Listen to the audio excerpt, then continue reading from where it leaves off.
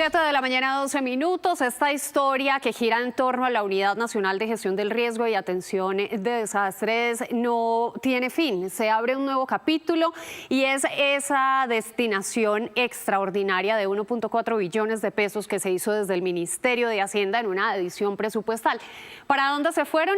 Hoy en Noticias Caracol revelamos en primicia esa ruta de los 1.4 billones de pesos con el director de la entidad, el señor Carlos Carrillo, quien atiende esta invitación. Muchísimas gracias, director. Buenos días. Buenos días, Alejandra. Un saludo para todos los televidentes y muchas gracias por este espacio para explicar a dónde fueron ese 1.4 billones de pesos. Muy bien. Acá tenemos las resoluciones que firma el ministro Ricardo Bonilla. Son dos resoluciones, cada una de 700.000 millones de pesos, como ustedes lo ven subrayado. Esta es la primera resolución del 22 de septiembre de 2023. Y esta es la segunda resolución, también con la firma del ministro de Hacienda, Ricardo Bonilla. En esta yo quisiera preguntarle especialmente por qué hay un desagregado entre recursos corrientes y recursos del Tesoro, y cada uno por 350.000 millones de pesos, especialmente eso de recursos del Tesoro. Sí, yo creo que eso no tiene mayor misterio. Lo que pasa es que la Unidad Nacional para la Gestión del Riesgo contrata a través de un fondo que es el Fondo Nacional de Gestión del Riesgo, que está en la fiduciaria La Previsora. Entonces, ese fondo genera unos costos financieros. Cuando usted tiene la plata en la fiduciaria, eso cuesta. Entonces, en muchas ocasiones los recursos van al Tesoro Nacional y del Tesoro Nacional pasan a la fiduciaria para evitar esos costos financieros. Yo creo que eso no tiene mayor misterio. Pero justo cuando se dice que el Tesoro de la Nación está en cifras rojas. Es más un problema de recaudo. La razón por la que se reduce, se hace el aplazamiento presupuestal de 20 billones de pesos tiene más que ver con que no se han cumplido las expectativas de recaudo este año. Las firmas son del ministro Bonilla. ¿Cómo es el procedimiento para que la unidad que solicita recursos de manera extraordinaria porque corresponde a la atención de emergencias, de desastres, cómo se hace esa solicitud y cuál es el procedimiento de verificación o los pasos técnicos para determinar si los desembolsos se hacen o no?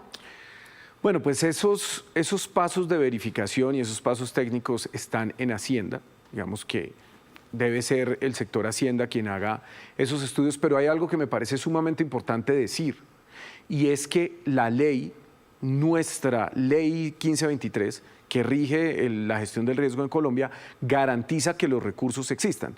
Por ejemplo, si mañana explotara un volcán, ojalá no sea así, y hay una tragedia enorme y la unidad no tiene recursos, el ministro de Hacienda no tiene opción, está obligado a garantizar esos recursos. Se lo exige la ley, la 1523, y específicamente dice que el Ministerio de Hacienda tendrá la obligación de garantizar los recursos en caso de una emergencia. Y en ninguna parte tiene que decir cuál es la destinación de esos recursos, porque por lo menos acá en las resoluciones, sí, en la del septiembre y en la de diciembre, no existe ninguna descripción de para qué atención de emergencia van este 1.4 billones de pesos. Así es, eso es cierto. Digamos que en estas resoluciones el objeto se deja bastante ampliado. No hay una destinación exclusiva de los recursos, lo cual, en mi opinión, pues podría ser más conveniente. Por eso es que de esa platica se ferió. Yo no haría esa conclusión porque no toda la plata se ferió, pero sí mucho. Bueno, hagamos justamente doble clic en la primera resolución y la destinación de los primeros 700.000 millones de pesos que se aprueban por parte del Ministerio de Hacienda. Esa es la destinación, pero vamos a hacer doble clic en los tres contratos más cuantiosos.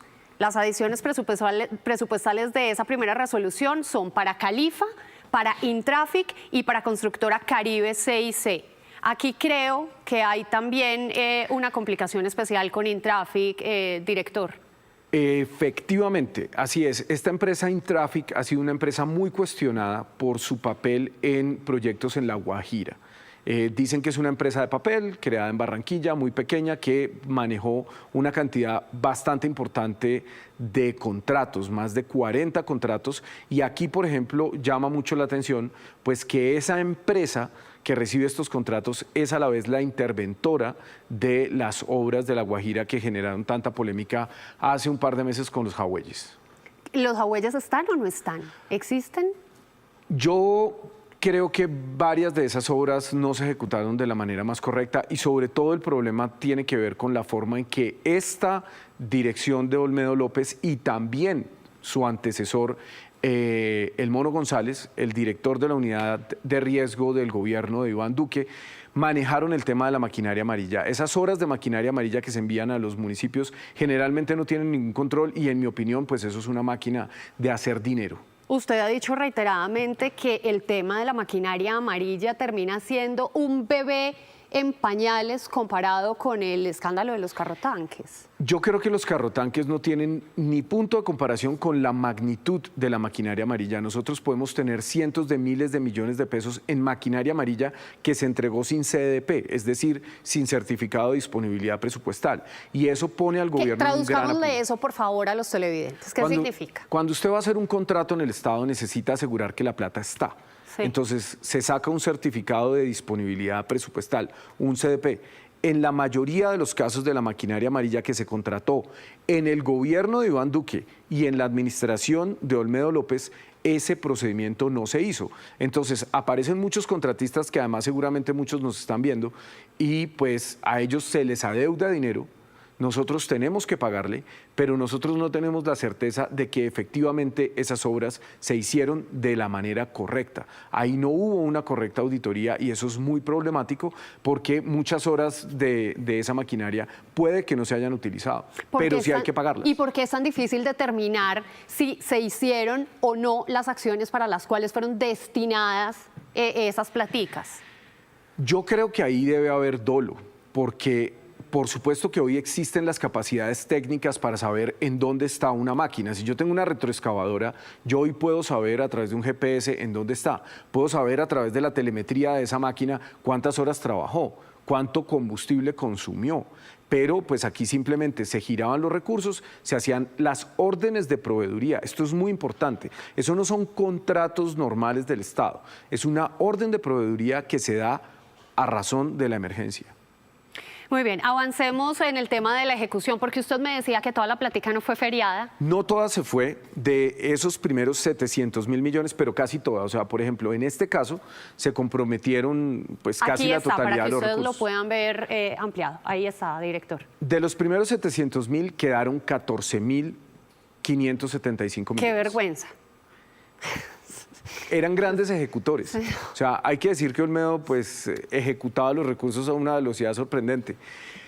359.500 millones se pagaron, o sea, esa plata ya se fue, y 325.900 millones de pesos están comprometidos, pero no se han pagado. Exactamente. Comprometidos quiere decir que esa plata está amarrada. Usted en este momento está pidiendo plata, diciendo no tenemos con qué atender las posibles emergencias que se derivan del nuevo fenómeno ambiental que llega en el país. Y voy a seguir pidiendo el otro año. Ojalá se lo den, director. Pero usted dice, están pendientes por pagar. ¿Aún así no puede disponer de esos 325.000 millones de pesos? No es fácil y aquí traigo, por ejemplo, algo que fue muy importante la semana pasada y es que logramos liberar, que además también salieron de acá, 231.000 millones de pesos que el alcalde de Uribia, el señor del Partido Conservador, el señor Buitrago, que seguramente nos está viendo, y que se negó a firmar la terminación de mutuo acuerdo de ese convenio pero tan irregular que le entregó Olmedo López y Sneider Pinilla, logramos a través de un fallo del Tribunal Administrativo de Cundinamarca liberar esos recursos. Entonces, de esos primeros 700.000 millones de pesos, ¿cuánto está perdido? Pues 359.000 ya se pagaron. O sea, está perdido. Pues ya se fue. Sí, están perdidos. Se feriaron. ¿Y esos 325.000 hay alguna opción de recuperarlos? Sí, de hecho ya hemos recuperado algunos a través de estas acciones jurídicas que la Oficina Asesora Jurídica de la Unidad ha venido adelantando. De la primera resolución, 359.500 millones de pesos, ya están desaparecidos. Vamos a revisar la segunda edición presupuestal, Sí. que es una resolución expedida en diciembre de 2023, septiembre, octubre, noviembre, diciembre, 3 meses después de los primeros 700.000 millones de pesos. Esta es la destinación de los recursos y aquí está desagregado cuáles son los contratos o las destinaciones más cuantiosas. El municipio de Uribia, que aparece por todas partes. Por todas partes. Por todas partes. O sea, el municipio de Uribia está en todas, básicamente en todas las decisiones de Olmedo. Olmedo López no salía de allá, pues yo no sé qué era lo que lo atraía tanto en Uribia. Pero estos 180.000 millones de pesos hacen parte de ese FIC que nosotros, a través de la acción, insisto, de la Oficina Asesora Jurídica de la UNGRD, logramos recuperar. Ese FIC, ese Fondo de Inversión Colectiva, que es por 231.000 millones, tenía 12 DPs. Este de 180.000 millones de pesos y otro de 50 y tanto mil. Entonces, esos dos sumados daban 231.000 millones que el Tribunal Administrativo de Cundinamarca nos dio la razón cuando nos demandamos nuestro propio acto. Esto es un poco enredado, pero es importante decirlo. Nosotros nos demandamos a nosotros mismos, porque el Estado es uno. Entonces, esta nueva dirección tiene que demandar a la UNGRD para poder romper ese acto administrativo, porque el señor alcalde de Uribia no tuvo la, creo yo, decencia de llegar a un mutuo acuerdo. Lo mismo que pasó en Girón, porque en Girón Santander también se le habían entregado 180.000 millones al alcalde Campo Elías Ramírez, que además debo decir, Alejandra, y pues perdóneme, pero tengo que decirlo, es el hermano del actual director administrativo de la Cámara de Representantes, John Abiud Ramírez, que en un acto, en mi opinión, bochornoso, el Congreso de la República reeligió. ¿Quién es? John Abiud Ramírez es el hermano del actual alcalde de Girón y es el director administrativo de la Cámara de Representantes. Director administrativo de la Cámara. Y seguirá haciéndolo un año más. Director, aquí hay dos casos de Arauca. Justamente la semana pasada aquí en el tablero de Noticias Caracol le abrimos un capítulo especial a Arauca. La congresista sí, estuvo aquí con Carlos Barragán y hablaron acerca de la difícil situación, de las complicaciones, de los destinos de esos dineros, de la corrupción. Y también dijo que no pudo asistir a un viaje porque por parte de la dirección, no, dijo su nombre, usted le había dicho que no podía ir. ¿Por qué? Yo no le dije que no pudiera ir, o sea, yo estoy abierto a trabajar con todos los actores políticos, incluso con los que están muy distantes. Yo he viajado con el gobernador de Antioquia, he viajado con el alcalde de Medellín, Federico Gutiérrez, pues que no podemos estar más lejos ideológicamente. Yo invito a la congresista a que vayamos, yo no tengo ningún problema con eso. Por supuesto que hay una logística, Arauca tiene unos temas de orden público que son bien, pero bien complicados, digamos que eso no es tan simple como eso no es como ir al poblado, ¿no? O sea, en Arauca hay unos temas de orden público que todo el país conoce, pero yo estoy absolutamente abierto a ir con la representante y las puertas de esta unidad están abiertas para todos los congresistas más allá de su color político. Y la representante Garrido también hizo referencia a los graves problemas que hay con las ollas comunitarias. Nosotros ya habíamos hablado del tema de las ollas comunitarias en Guajira, pero poco se había hablado en Arauca. ¿Qué está pasando allá? Hay muchas ollas comunitarias a lo largo y ancho del país que han tenido problemas en su ejecución. Nosotros en el caso de Arauca no hemos desembolsado los recursos porque tenemos que asegurar que efectivamente esas ollas se entregaron, que efectivamente esas raciones se entregaron para poderlo pagar. Pero aquí hay dos contratos que hacen parte de esos de los que hablaba la representante Garrido, que son por 3.100 millones de pesos. Sí.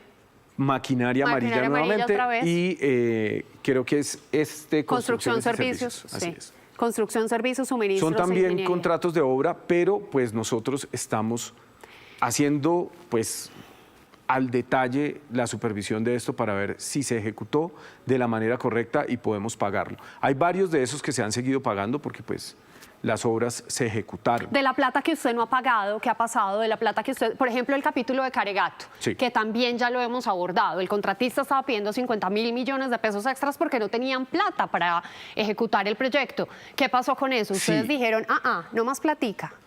Nosotros vamos pagando en la medida en que el contratista cumple, porque es que el contrato es ley para las partes y nosotros tenemos toda la intención de cumplir con ese contrato.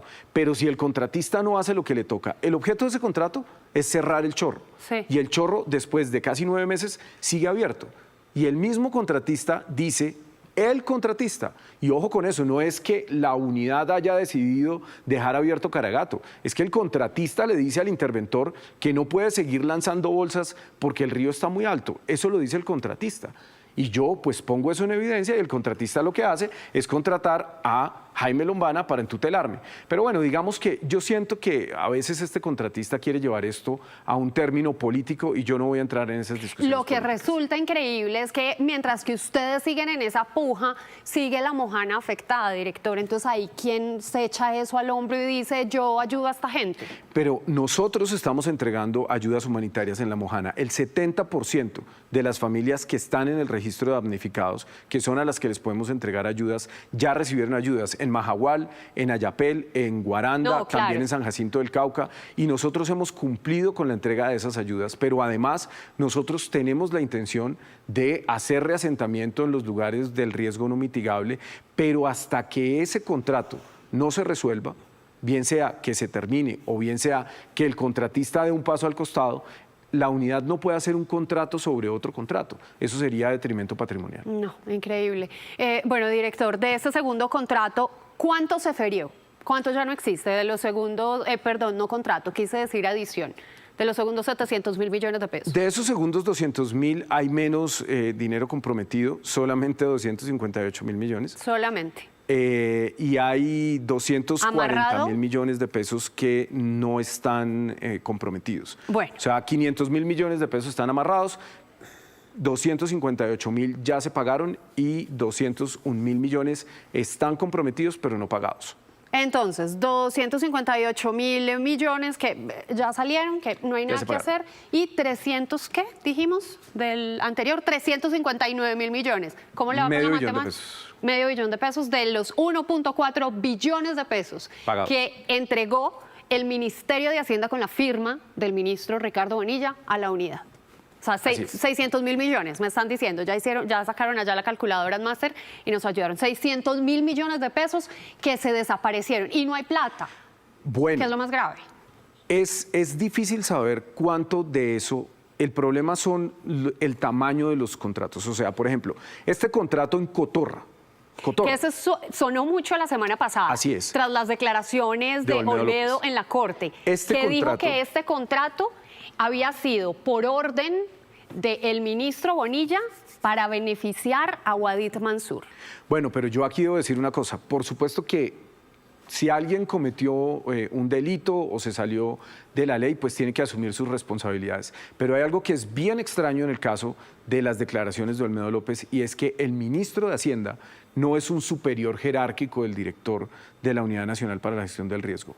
El único jefe que tiene ¿A usted quién le da instrucciones? el presidente de la República. Y el señor Olmedo López, lo primero que hizo cuando salió a hablar fue pedirle perdón al presidente y decir que el presidente no sabía nada de lo que él estaba haciendo.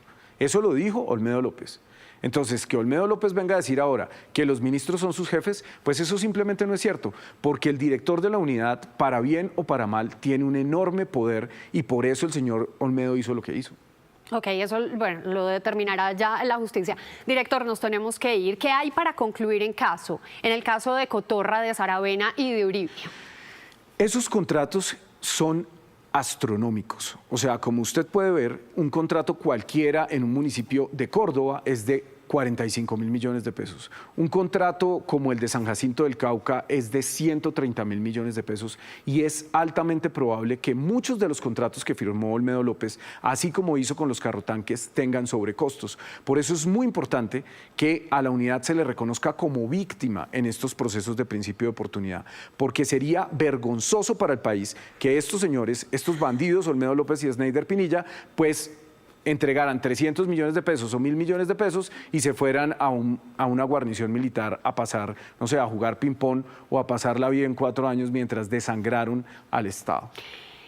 alrededor de 600.000 millones de pesos que ya se feriaron. Hay una cifra similar que está amarrada, o sea, que no se ha ejecutado, que no se ha desembolsado, pero que la unidad no puede disponer de ellos porque están amarrados. Y mientras tanto, sigue la preocupación de su parte por cómo se van a atender las emergencias.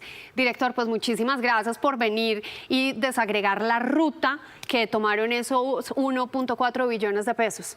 Seguiremos en contacto.